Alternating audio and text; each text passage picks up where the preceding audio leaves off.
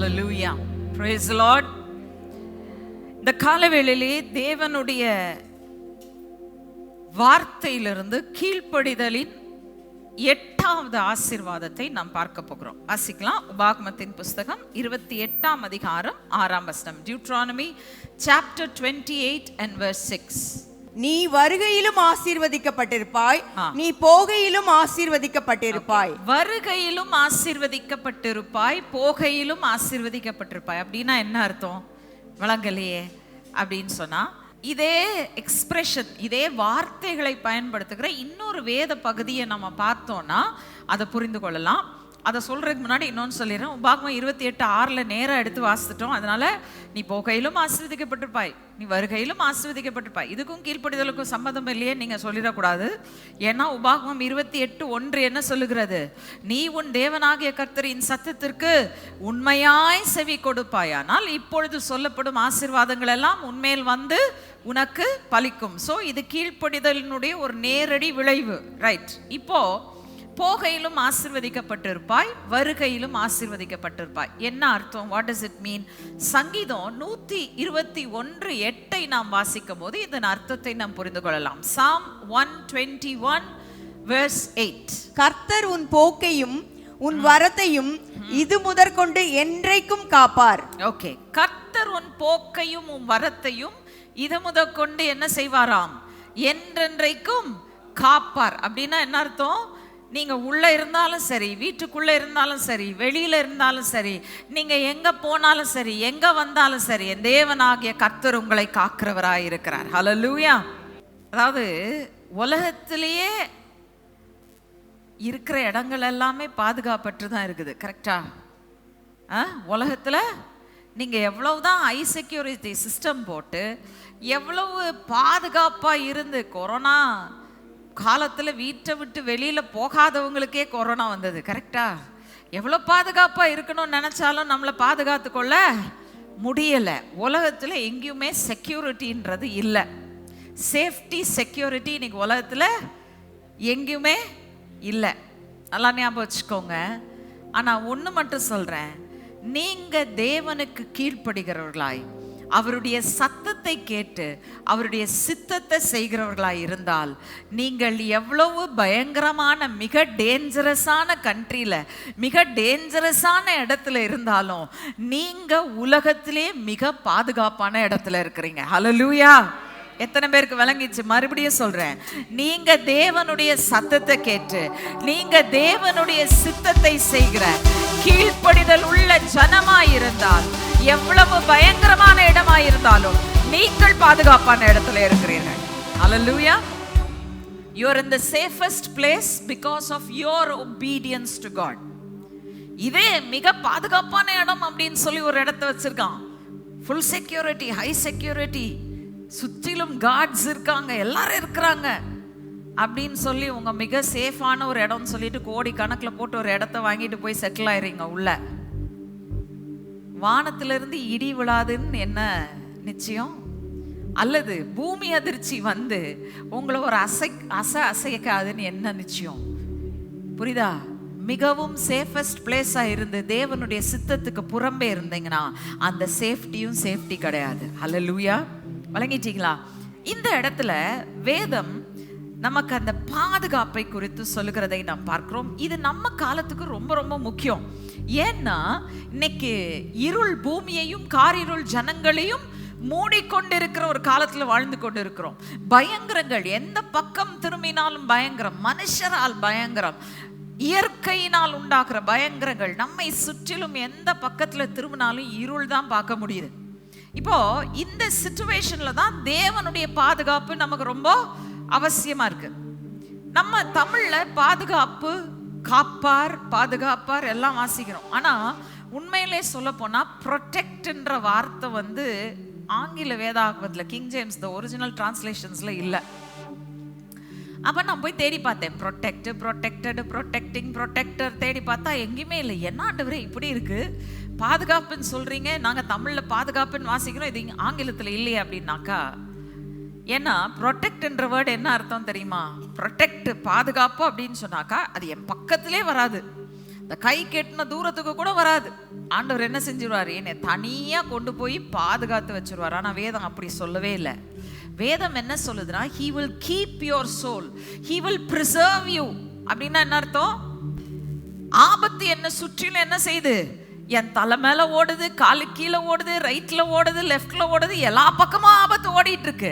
ஆனா அந்த ஆபத்தின் நடுவுல நான் நடந்து போனாலும் என் தேவனுடைய கரம் என்னை பாதுகாக்கிற கரமாய் இருக்கிறபடினால் அது என்னை சேதப்படுத்த முடியாது, என்னை அழிக்க முடியாது. மரண இருளின் பள்ளத்தாக்கிலே நடந்தாலும் பொல்லாப்புக்கு நான் பயப்படேன், ஏனென்றால் என் தேவனோடு கூட இருக்கிறார். என்னை பாதுகாக்கிறவர் அவர், என்னை சுமக்கிறவர் அவர், என்னை தப்புவிக்கிறவர் அவர். அல்லேலூயா. புரிஞ்சுக்கிட்டீங்களா? இதுதான் வேதாகம பாதுகாப்பு. வேதாகமம் உன்னை ஒரு அரண்மனைக்குள்ள வச்சு உன்னை எந்த ஆபத்தும் பக்கத்திலே வராம உன்னை பாதுகாப்ப மகனே மகளே. வேதம் எங்கேயும் சொல்லல. ஆபத்து நிறைந்த உலகத்துல தான் வாழ போறோன்றது ஆண்டவருக்கு தெரியும். குறைவுகள் நிறைந்த ஒரு உலகத்துல தான் வாழ போறோன்றது ஆண்டவருக்கு தெரியும். அவர் வாக்குத்தத்தம் பண்ணி இருக்கிறது ஒன்னே ஒண்ணுதான், எல்லாம் உன்னை சுத்தி ஓடும், கவலையே படாத. என்ன வந்தாலும் அதன் மத்தியில என் கரத்துல நீ பாதுகாப்பா இருப்பாய், நீ பத்திரமாய் இருப்பாய் அப்படின்னு சொல்லி அவர் சொல்றாரு. ஹல்லேலூயா. ஓகே, இந்த பாதுகாப்பு எங்கெல்லாம் நமக்கு இருக்கு? வெளியில இருந்தாலும் சரி, வீட்டுக்குள்ள இருந்தாலும் சரி, எங்க போனாலும் சரி. எவ்வளவு தூரத்துக்கு இந்த பாதுகாப்பு ஆண்டவர் நமக்கு கொடுப்பார் அப்படின்னு கேட்குறீங்களா? வாசிங்க யோசுவா 24:17. Joshua chapter 24 verse 17. நம்மையும் நம்முடைய பிதாக்களையும் அடிமைத்தன வீடாகிய எகிப்து தேசத்திலிருந்து புறப்பட பண்ணி நம்முடைய கண்களுக்கு முன்பாக பெரிய அடையாளங்களை செய்து நாம் நடந்த எல்லா வழியிலும் நாம் கடந்து வந்த எல்லா ஜனங்களுக்குள்ளும் நம்மை காப்பாற்றினவர் நம்முடைய தேவனாகிய கர்த்தர் தாமே. எங்க இருந்து எங்க வரைக்கும் பாதுகாத்தார்? அங்க சொல்லப்பட்டிருக்குது, எகிப்து தேசத்திலிருந்து புறப்பட பண்ணி. எகிப்துல இருந்து எங்க போனாங்க இஸ்ரவேல் ஜனங்க?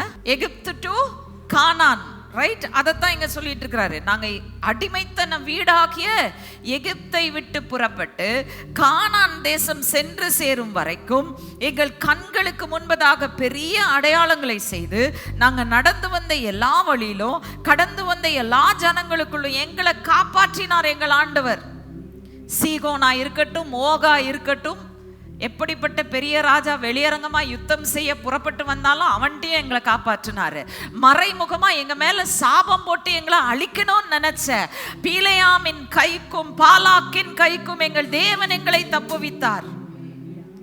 எத்தனை ஜனங்கள் மத்தியில நாங்க நடந்து வந்தாலும் எல்லாருடைய கைக்கும் எங்களை தப்புவித்து வந்தார் எங்க கர்த்தர். அது மட்டும் இல்ல, நல்லா கவனிங்க, அந்த வனாந்திரத்தை குறித்து நாட் ஓன்லி ஹியூமன் பீயிங்ஸ், தேசங்கள் மனுஷர்கள் மட்டுமல்ல, உபாகமம் 8:15 சொல்லுகிறது, இது எளிதான ஒரு பாதை அல்லையாம்.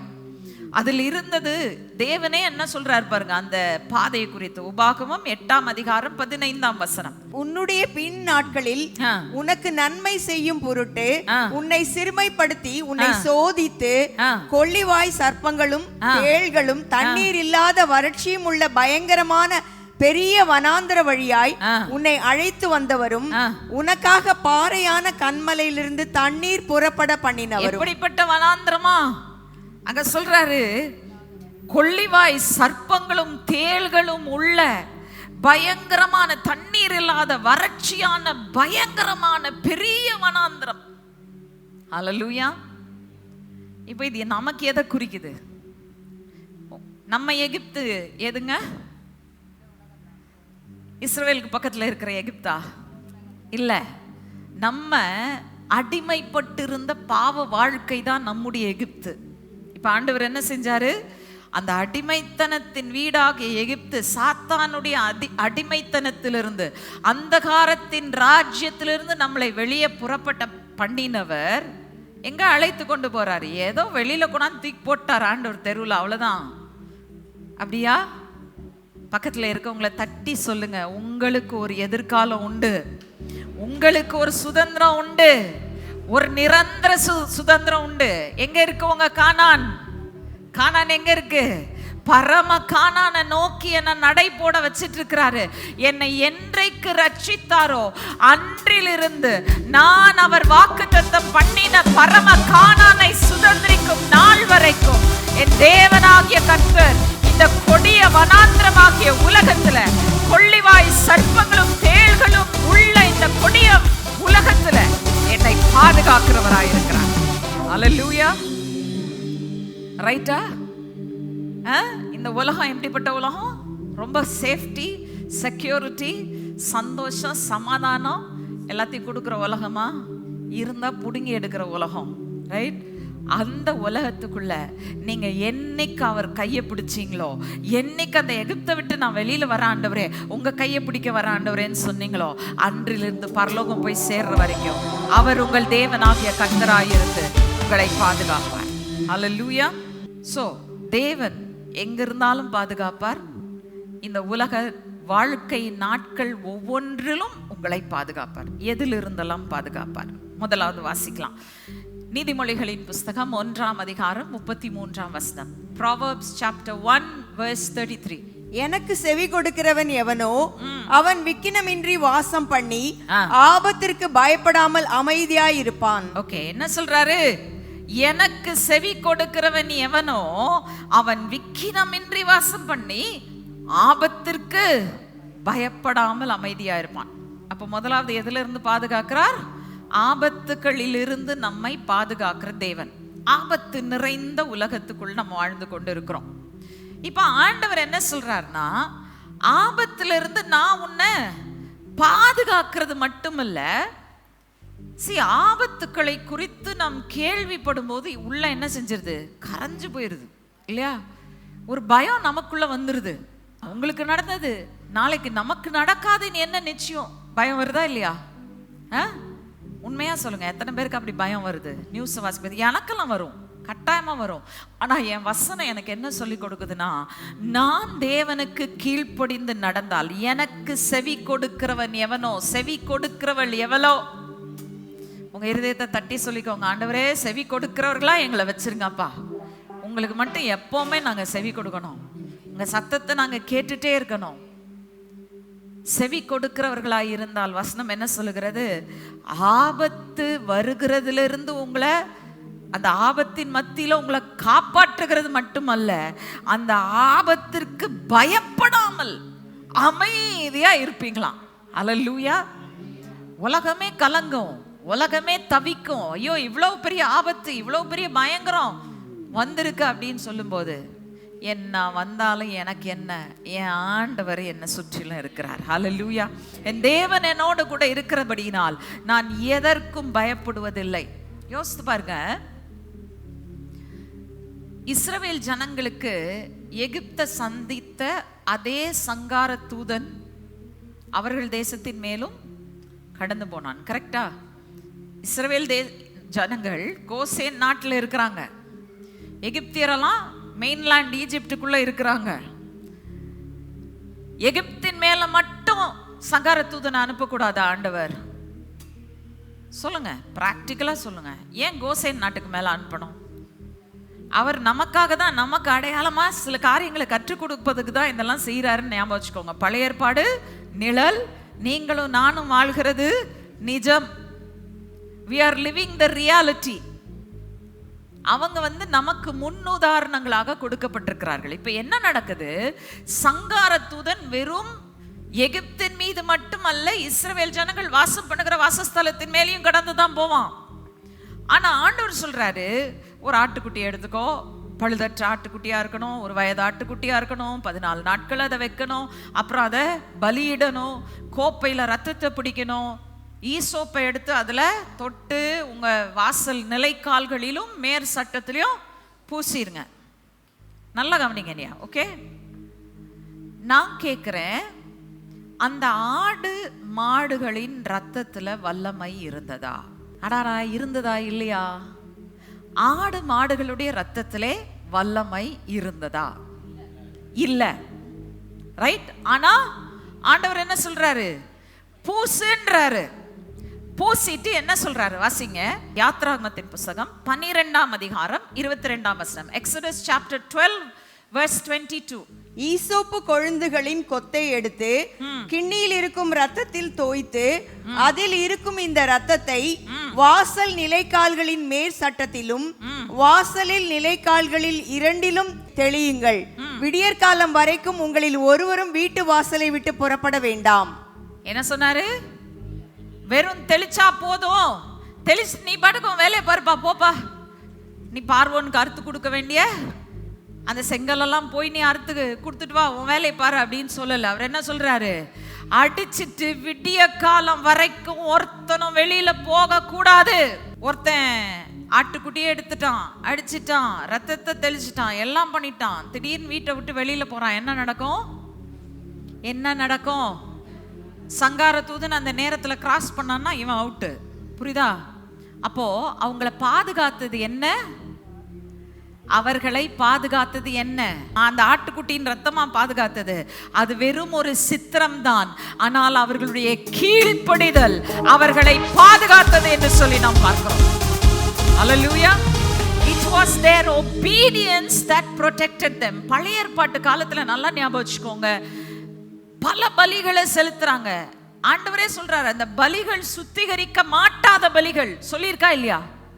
நான் புது வேதத்தை பேசலையே, உங்க கையில இருக்கிற வேதத்தை தானே நான் பேசிட்டு இருக்கேன்.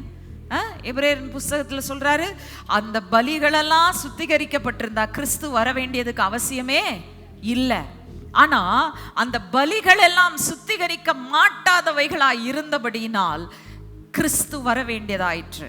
அப்ப பழைய ஏற்பாட்டு காலத்துல எப்படி சர்வைவ் ஆனாங்கன்னா, ஒரே காரியம், தேவனுக்கு கீழ்ப்படிதல். ஹல்லேலூயா. இன்னைக்கு நமக்கு கிடைச்சிருக்கிற ரத்தம் வல்லமையுள்ள ரத்தம். ஹல்லேலூயா. நான் சொல்வேன், இயேசு கிறிஸ்துவின் ரத்தத்தின் ஒரு துளியில இருக்கிற வல்லமை சாத்தானுடைய முழு ராஜ்யத்தினுடைய வல்லமையை காட்டிலும் மேலான வல்லமை. ஹல்லேலூயா. சாத்தான் அவன் ராஜ்யத்தில் இருக்கிற எல்லா வல்லமையும் சேர்த்து கொண்டாந்து நமக்கு முன்னாடி நிறுத்தினாலும் இயேசுவின் ரத்தத்தின் ஒரு துளி அந்த எல்லா வல்லமையும் ஒரு நொடியில மேற்கொள்ளக்கூடியதா இருக்கிறது. ஹல்லேலூயா. we have greater power. ஆனா நீங்களும் நானும் என்ன செய்றோம்? பழைய ஏற்பாட்டு காலத்து பக்தர்களை பார்த்து ஆன்னு சொல்றோம் இல்லையா? ஆண்டவர் அற்புதம் செஞ்சார், செங்கடலை பிளந்தார், அவர்களை எகிப்திலிருந்து புறப்பட பண்ணினார். அதை விட பெரிய அற்புதத்தை ஆண்டவர் உங்களுக்கு செய்திருக்கிறார். ஆண்டவராகிய இயேசு கிறிஸ்துவை உங்களுக்கு கொடுத்து கல்வாரி சிலுவையில் அவருடைய வல்லமையுள்ள ரத்தம் பாவத்தை பரிகரிக்கக்கூடிய ஒரே போதுமான பூரணமான பலி உங்களுக்காக செலுத்தப்பட்டாயிற்று. ஹல்லேலூயா. அந்த பலியை வச்சுட்டு நீங்க இன்னும் எவ்வளவு பெரிய காரியங்களை செய்யணும் யோசித்து பாருங்க. ஆனா அதுல இருக்கிற வல்லமையை கட்டவிழ்க்கிறதுக்கு கீ என்ன? ஒன்னே ஒண்ணு, கீழ்ப்படிங்க.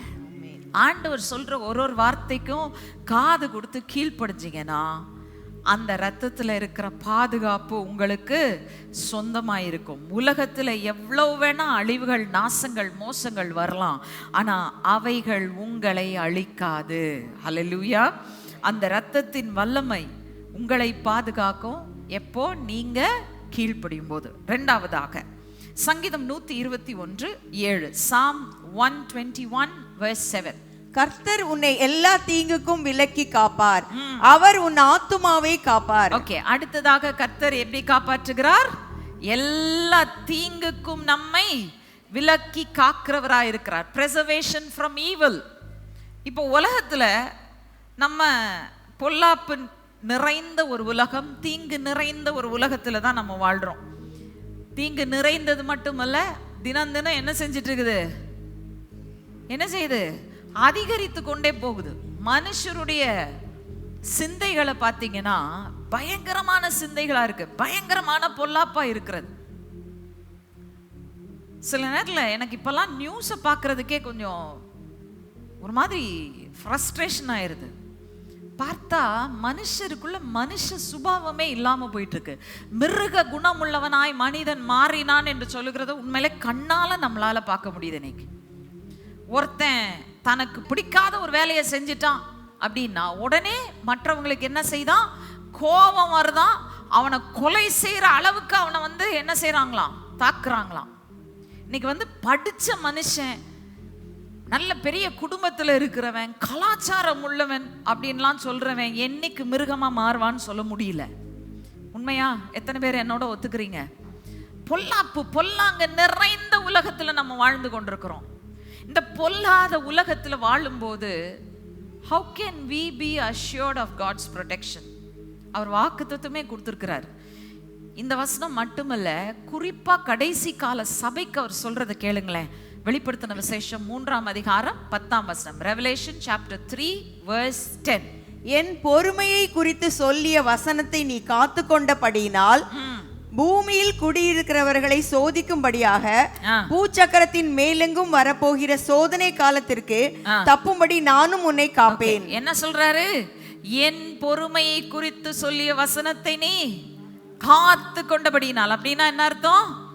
ஆண்டவரே, நாங்க உம்முடைய சத்தத்துக்கு செவி கொடுத்து கீழ்ப்படிந்து நடந்திருக்கிறோம் அப்படின்னு சொல்லக்கூடிய ஜனங்களை பார்த்து தான் ஆண்டவர் பேசிட்டு இருக்கிறார். எத்தனை பேர் அப்படி இருக்கிறீங்க?